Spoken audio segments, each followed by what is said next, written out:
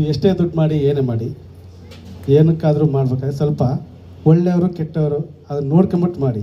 ಅಕ್ಕಪಕ್ಕ ಹೆಂಗಿರ್ತಾರೆ ಅಂತ ಗೊತ್ತಿಲ್ಲ, ಗೊತ್ತು ಮಾಡ್ಕೊಳ್ಳೋಕ್ಕೂ ಹೋಗ್ಬೇಡಿ, ಒಳ್ಳೆಯದು.